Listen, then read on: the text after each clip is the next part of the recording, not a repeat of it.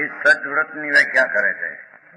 સમ્યક દ્રષ્ટિ જીવને સચવ્રતનો એક વિકલ્પ હોય છે અને એના સ્થાનમાં પોતાના સ્થિરતાનો અંશ પણ હોય છે. શુદ્ધ સ્વભાવનો અનુભવ થઈ દ્રષ્ટિ પ્રણમીને પછી સ્વરૂપ તરફની શાંતિની વિશેષતામાં રહી અને તે ભૂમિકા પ્રમાણે તેને અહિંસા અને સત્યનો વિકલ્પ ઉઠે છે એની વ્યાખ્યા કરે છે. એમાં બે આવી જાય છે અંતર એકાગ્રતા અને વિકલ્પ બતાવે છે કે નીચે એનો આવો હોય. જે કાંઈ પ્રમાદ કસાયના યોગથી પ્રમત યોગાત પ્રાણ વેપરણ હિંસા છે ને એ બધે લાગુ પાડે છે. કારણ કે અસત્ય પણ હિંસા છે, ચોરી પણ હિંસા છે, અભ્રમ પણ હિંસા છે, પરિગ્રહની મમતા પણ હિંસા છે. જે કાંઈ પ્રમાદ કસાયના યોગથી પ્રમાદ યોગાત આ સ્વપરને હાનિકારક, પોતાને પરને દુઃખકારક અન્યથારૂપ વચન, હાનિકારક અથવા વિપરીત વચન કહેવામાં આવે છે.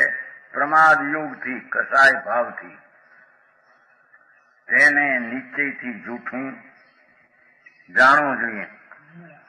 તેના ભેદ ચાર છે. યત કિંપી પ્રમાદ યોગાદ ઇદમ અસત અભિધાનમ વિધીયતે તત અનૃતમ અપી વિજ્ઞે. જે કાંઈ પ્રમાદ સહિતના યોગના હેતુથી, યોગ તો એકલો કંપન છે પણ એની હારે પ્રમાદ ભાવ છે ને, આ અસત એટલે બુરું અથવા અનથારું વચન છે, જૂઠું અથવા વિપરીત જે છે તેને ખરેખર અંદર જાણવું. પ્રમાદ યોગથી જેટલું બોલાય તે બધું જૂઠું, અન્યથા ને વિપરીત જાણવું. જૂઠું ને ખોટું ને વિપરીત જાણવું તે અસત વચનના ચાર ભેદ છે.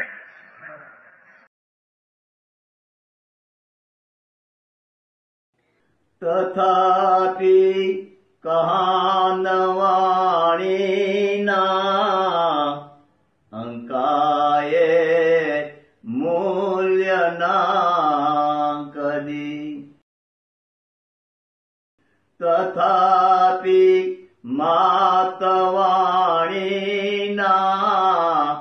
અંકાયે મૂલ્યના કદી. પરમ કૃપાળુ પૂજ્ય સદગુરુ દેવનો જય હો. પ્રસામૂર્તિ પૂજ્ય ભગવતી માતનો જય હો.